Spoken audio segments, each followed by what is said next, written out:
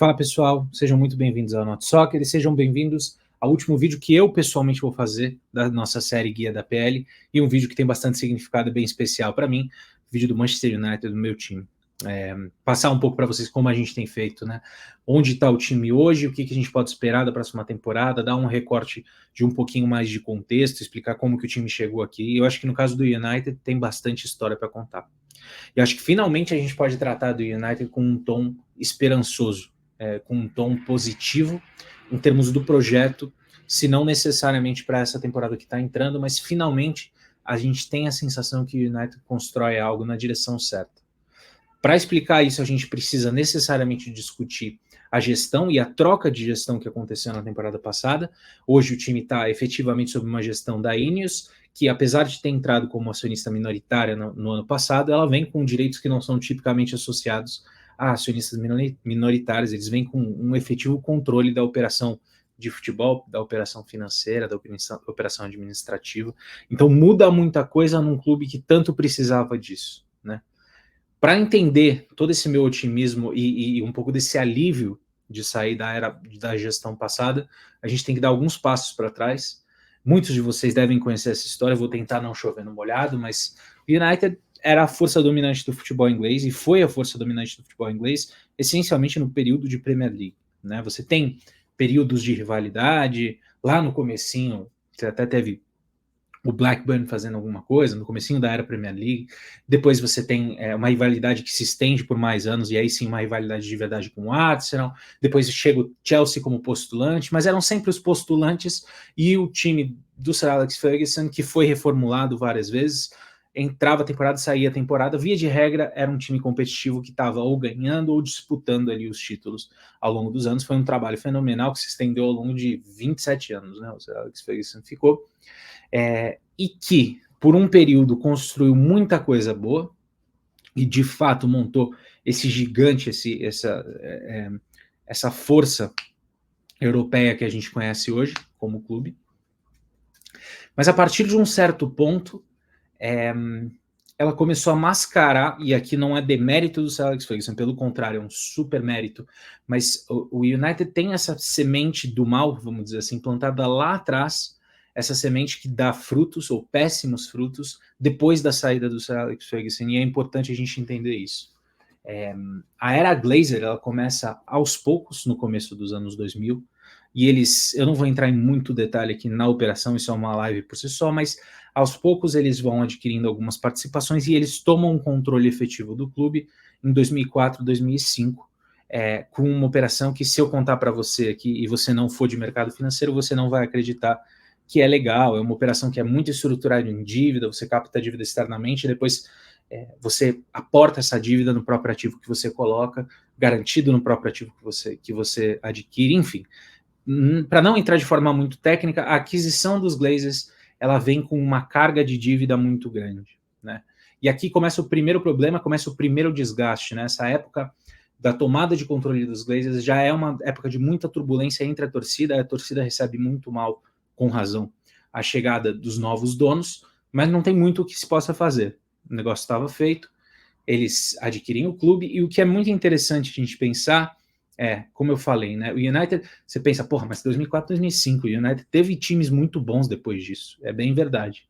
O United ainda teve aí uns 8, 9 anos de frutos, mas um ponto que é interessante da gente pensar é que muitos desses frutos já tinham sido plantados antes da entrada dos Glazers, né? Dá para discutir que o último grande time do United, aquele time de Tevez, Wayne Rooney, Cristiano Ronaldo, enfim, muito desse time tinha sido plantado antes, né? O Rio Ferdinand foi contratado antes, o Wayne Rooney é bem nessa época antes também, o próprio Cristiano Ronaldo, enfim, muito daquilo que se monta e daquilo que se associa ao último grande time do United, e o último time que ganhou uma Champions League, e o último time, não que foi campeão inglês, mas o último time que de fato teve aquela cara de United, aquilo tinha sido plantado antes da nova gestão, ou da gestão Glazer, né? Que hoje não é mais a nova gestão, graças a Deus. E o United ainda tem um período de transição, como eu falei, que as coisas ainda parecem bem, mas parecem bem porque você tem um técnico muito bem estabelecido, com uma estrutura que ao redor dele funcionava, né? Ele é um cara que parecia fazer muitos papéis e conseguia executar isso, um cara de uma genialidade singular, assim, que conseguia entregar muito resultado. O United continuou sendo campeão inglês, ganhou a Champions League, como eu falei, etc., até o momento da saída dele, né? Ele sai sendo campeão com aquela temporada do título que o Robin Van Persie sai do Arsenal e conquista o título pela gente. E nessa saída, nessa aposentadoria dele, quem acompanha também é o diretor, CEO, o David Gill. E o United, de repente, se encontra numa nova era, aquela época, em 2013, numa era que você não tem nem o técnico que te trouxe até aqui e que sempre fez tudo, que era muito mais do que um técnico, era um super gestor do clube, e além disso você também não tem o gestor que acompanhava ele, o executivo que costumava acompanhar, e o United reformula essa estrutura e tenta espelhar essa estrutura, né? O Sir Alex Ferguson aponta como sucessor o David Moyes, e vem um novo CEO chamado Ed Woodward, que é um banqueiro, na verdade o Ed Woodward, que tinha uma história de ter inclusive assessorado a transação, a aquisição dos Glazers lá atrás, um cara que trabalhava no JP Morgan, enfim, um investment banker, não era um cara do mundo do futebol. E aí a gente começa a fase da derrocada do Manchester United, né? Uma estrutura muito esvaziada, uma estrutura que já não era moderna há muito tempo. Nessa mesma época você tinha os grandes clubes europeus se estruturando com diretores de futebol, departamentos de recrutamento mais estruturados, tudo de uma forma mais moderna, como a gente está hoje acostumado a olhar o futebol. E o United foi deixado para trás categoricamente nesse sentido. Tanto no apontamento do técnico, quanto da estrutura que cercava esse técnico. E isso persistiu por uma quantidade de anos assustadora, né? O United passa por um longo período, por uma falta de estratégia, por uma falta de guidance, sofre na mão de alguns técnicos, e depois de um tempo você também para de... Cara, mas é só o técnico? O que está acontecendo aqui? E a torcida do United foi aprendendo da forma mais dura que futebol não é só técnico, que futebol não é só contratar Ángel Di Maria, Falcão, Schweinsteiger, Pogba, Zlatan Ibrahimovic, Lukaku, Alexis Sanches, Sancho, Cristiano Ronaldo, e por aí eu poderia continuar. O United passou por um período muito longo de tentar resolver rápido, tá tudo dando errado, mano, pega o técnico mais brilhante que a gente consegue contratar, contrata as maiores estrelas e vamos tentar colocar um band-aid aqui, um band-aid muito caro, em algo que claramente não está funcionando. Isso passava por... a verdade é que isso passava por uma incompetência e por talvez uma falta de preparo de quem estava guiando o time enquanto entidade esportiva. Assim. Realmente o United persistiu por muito tempo com uma estrutura inadequada, e portanto você persiste em nomes em termos de contratação que são inadequados, você persiste com técnicos que por um motivo ou outro acabam não dando certo, e foi uma época muito dura, assim. Isso até se estendeu. O Ed Woodward chega, muitos anos depois o Ed Woodward sai, chega um sucessor, o Richard Arnold, que já trabalhava na estrutura, mas fato é que durante a era Glazer, pós-Ferguson, você tem uma sucessão de insucessos, de forma assustadora, assim. Se eu fizesse uma live para listar esses insucessos, eu acho que daria para fazer uma live de 2 a 3 horas. É assustadora a era que o United atravessou. Por uma sorte ou por um mérito do que foi construído anteriormente, o United ainda continua sendo uma potência financeira, continua sendo uma potência em termos de marca, uma potência em termos de torcida, o que permitiu que o clube fizesse tanta bobagem por tantos anos e ainda continuasse com poderio financeiro e com apelo para continuar tentando. E aqui o United chega no novo recorte, de fato, no que dá esperança e no que traz essa positividade, que hoje você, que talvez não torça para o United, deve sentir, né, que os torcedores estão animados e talvez nem entender, né.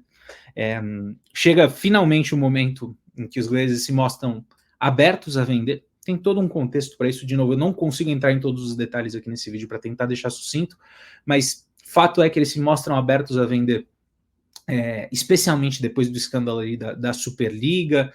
Talvez alguns dos planos tenham sido estragados com essa não ida da Superliga, com essa não criação da Superliga, e eles se mostram abertos a vender, e a gente tem a chegada do Sir Jim Ratcliffe, que é o dono da Ineos, né? Eu fico falando da Ineos, mas é muito personificado no Sir Jim Ratcliffe, que é um cara que afirma torcer, ele é da região ali, de Manchester, afirma torcer para o United a vida toda, sem entrar, inclusive, nesses méritos. Fato é que é um cara que claramente já tem um engajamento maior com o futebol, é dono do Nice e traz, pelo menos na comunicação dele, um tom super diferente, se comunica com os torcedores e de cara você vê muita mudança, né? Ele adquire essa participação minoritária, aí cerca de 29%, em princípio, vai investir mais dinheiro no clube e você vê tudo mudar do dia para a noite. E quando eu falo tudo mudar do dia para a noite, é administrativamente mudar, né? E talvez só o United hoje seja capaz de gerar barulho em torno de contratações administrativas, né? Muitos de vocês devem ter visto e falar, puta, que torcida esquisita, os caras estão comemorando que contratou um chefe de recrutamento, mas pro United isso é muito novo, isso é uma luz no fim do túnel, um túnel que por muitas vezes pareceu que não ia acabar, sinceramente. Então, finalmente, a Ineos esboça uma intenção de estruturar o time de futebol, e essa é a primeira vez que o United passa a ter esse tipo de visão, passa a ter esse tipo de gestão. O United contrata um CEO de futebol, o United troca CFO, também com uma visão de futebol, traz diretor de futebol, traz diretor de recrutamento, traz diretor técnico, cerca o técnico, que é um capítulo à parte, mas cerca o técnico com outros treinadores que eram técnicos e vêm para ser treinadores, enfim, faz uma série de esforços, investe na infraestrutura, que é uma coisa super problemática, uma coisa que os Glazers deixaram de fazer ao longo dos anos. Então, assim, é um suspiro, de fato, assim, é um ar fresco num ambiente que tanto precisava disso, e isso traz muito otimismo. Isso reformula o papel do técnico, enfim, isso finalmente não dá aquela sensação de a gente está se escondendo atrás de uma contratação, ou aquele técnico que é péssimo e por isso não funcionou, quando na verdade está muito claro, está abundantemente claro que o problema era mais sistêmico do que uma peça. E aqui eu paro o meu recorte falando de gestão e eu vou dar um passinho para trás só para falar sobre o Erik ten Hag, e acho que essas duas coisas se juntam para o momento atual. Então, Manchester United, técnico atual, Erik ten Hag, que chega na temporada 22-23, faz algumas contratações caras, de novo, ainda na gestão antiga, então, de forma até relativamente desenfreada, não da forma mais inteligente, faz algumas más contratações, mas fato é que faz algumas contratações importantes, algumas contribuem muito para a temporada, outras nem tanto, e tem uma primeira boa temporada, uma temporada onde o United joga bem, eu diria que pela primeira metade e mais um pouquinho da temporada, o United de fato mostra uma identidade bacana, vence a Copa da Liga em cima do Newcastle, termina em terceiro na Liga, e é um balanço objetivamente positivo para a primeira temporada do Ten Hag. Isso traz um certo ânimo, isso traz uma esperança naquele velho ciclo de agora vai com esse técnico, e a gente se junta na temporada passada, que foi quando a Ineos entrou no meio da temporada passada, mas foi uma temporada da ótica do Ten Hag, uma temporada muito complicada, né? Uma temporada onde sim, o time é campeão da FA Cup, então você acumula troféus em temporadas sucessivas, mas é um time que é eliminado da fase de grupo da Champions, quando não deveria, não era um grupo para isso, é um time que termina que é eliminado na quarta rodada da Copinha, da Carabao Cup, para o Newcastle, de forma categórica. É um time que termina em oitavo na Liga, mas acima de tudo isso, é um time que jogou muito abaixo de tudo que eu estou contando para vocês. O United, em termos de performance na temporada passada, foi assustadoramente abaixo. Você tem o fator de muitas lesões, né, mitigando, então de fato o United jogou muito desmontado e teve muitas lesões, foi o time que mais teve lesão na Inglaterra na temporada passada, mas fato é que o United foi o time, o 15º time em termos de pontos esperados, né, naquela métrica de expected goals e expected goals against, isso resulta em uma pontuação, e o United é o 15º da liga, ficou à frente, eu até anotei para não esquecer, ficou à frente de Sheffield, de Luton, de Burnley, de Wolves e de West Ham. Estatisticamente, o United performou mais do que esses 5 times, e apenas esses 5 times. E fiz uma pequena pausa aqui, só porque começou a ter barulho, vou continuar meu vídeo. E O fato é que isso desemboca em um final de temporada que você tem um título que vem como uma grata surpresa, porque não condizia com o futebol que o time vinha mostrando, e coloca o técnico numa posição de dúvida. O fato é que a Ineos anuncia que está fazendo uma revisão estratégica, que inclui o técnico, e a gente tem muito barulho pela primeira parte da janela de transferência, que o técnico seria demitido, que eles já teriam tomado essa decisão, que eles estavam procurando substitutos. E tudo dá a entender, e aqui é um pouco da minha leitura, mas tudo dá a entender que a decisão era de demitir o técnico, o que é compreensível.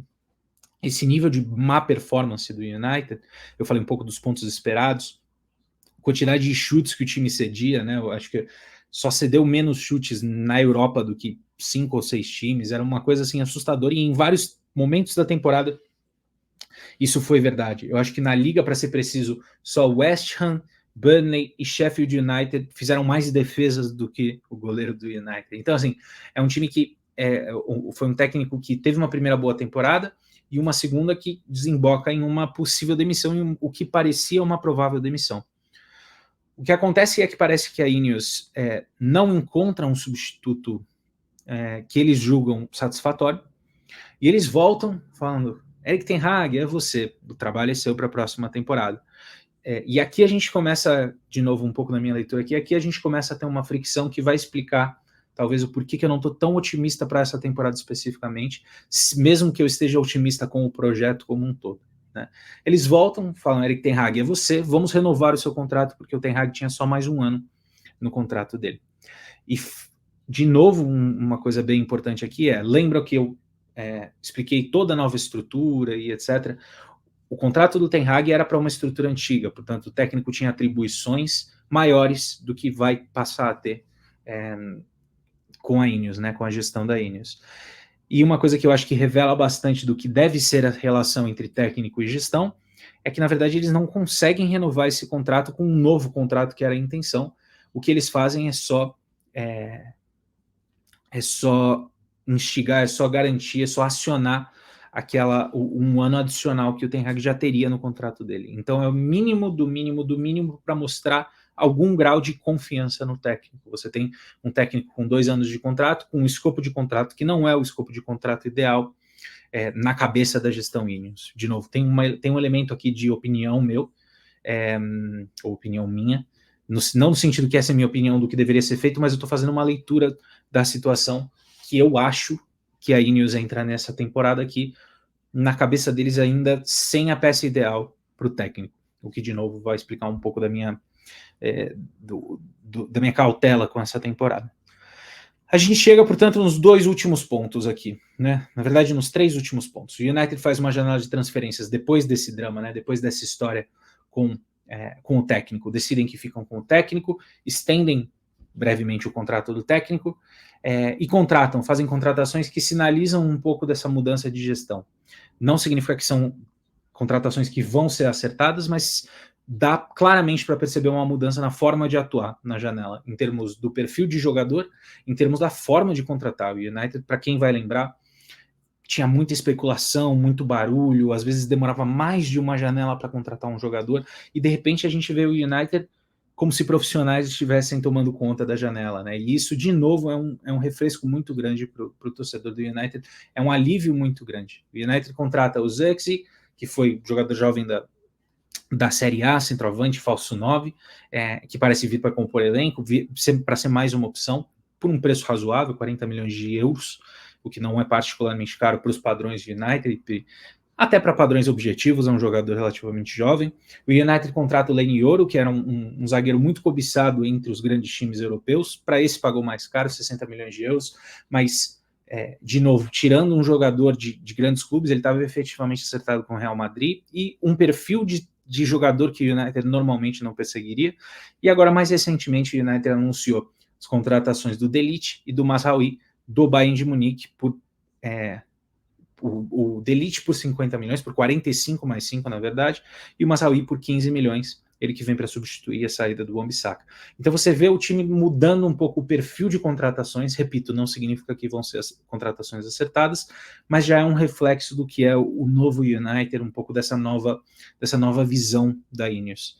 E, ao mesmo tempo, fazendo vendas, o que é uma grande novidade para o United, conseguindo vender Mason Greenwood, o próprio Wan-Bissaka saiu, que é uma coisa, na minha opinião, relativamente questionável, mas ainda assim conseguindo fazer algumas vendas relevantes, vendeu o Kambwala, conseguiu liberar o Van de Beek também, tudo bem que quase de graça, mas enfim, essas coisas são novas, muita coisa talvez você esteja ouvindo falando, cara, que coisa óbvia, tá? Se livrou de jogador. Pro United não é tão óbvio. Então, de novo, o United estava numa situação tão precária de gestão que muito do que eu falo aqui é com muita alegria.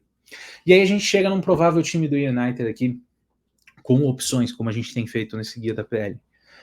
A gente tem o Onana como goleiro.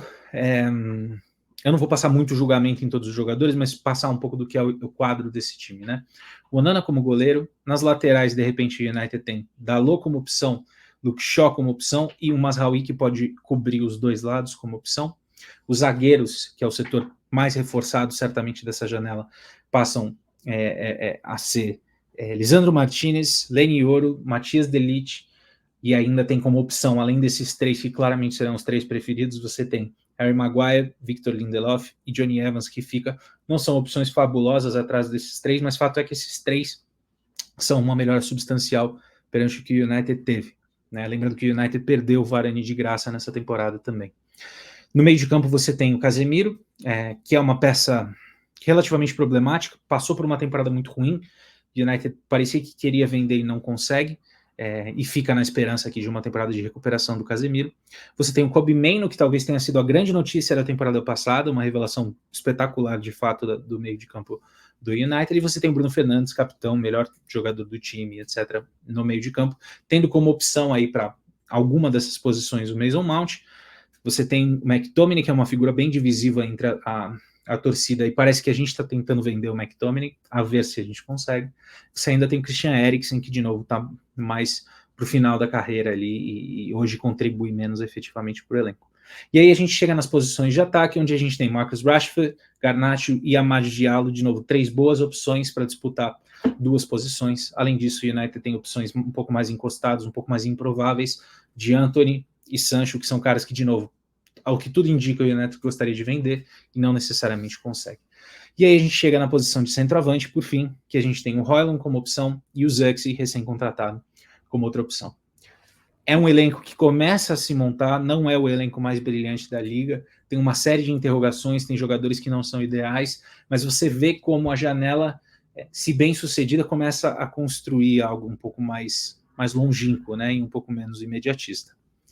Por fim, aqui para encerrar o meu vídeo, que se alongou um pouco até com o que eu queria ter feito, expectativa para a temporada. Eu acho que o United mira uma posição de top 4 ou uma posição europeia de Champions League, na verdade, não só europeia, então top 4 ou top 5, a depender do desempenho dos times ingleses na Europa. Esse é o objetivo, eu não sei se é a expectativa. O United vem de uma temporada que, de fato, a performance foi tão ruim, mas tão ruim, que a 8ª colocação parece boa, parece de sorte. O United corrige algumas coisas na janela, mas ao mesmo tempo tem um pouco dessa sensação de talvez seja mais uma temporada transitória, porque claramente o técnico não é o que a gestão quer, tem uma série de coisas que ainda não estão no lugar. A gente espera uma evolução, a gente espera menos lesões, importantemente, o que daria uma condição para o time competir de forma um pouco mais séria, mas é muita incerteza ainda. Eu ainda vejo projetos que têm um grau de risco um pouco menor. Espero estar totalmente errado, espero que o United consiga, pelo menos dentro desses objetivos, aí tem algum grau de sucesso, mas a minha leitura aqui é o que me parece mais provável, uma temporada de briga pelo top 4 ou 5, e é realmente uma briga. Eu acho que você tem times bem posicionados para essa área da tabela, que talvez não tenham jogadores tão brilhantes quanto os melhores jogadores do United, mas ao mesmo tempo não tem todo esse contexto de instabilidade e tanta mudança acontecendo ao mesmo tempo. Enfim, espero que vocês tenham gostado, deixem o like no vídeo, se inscrevam no canal, a gente ainda tem mais um vídeo do Guia da PL, e em breve começa a Liga, então acompanhem nossas lives, a gente vai estar cobrindo a temporada inteira, vai ser o maior prazer ter vocês aqui com a gente, tá joia? Um abração, pessoal.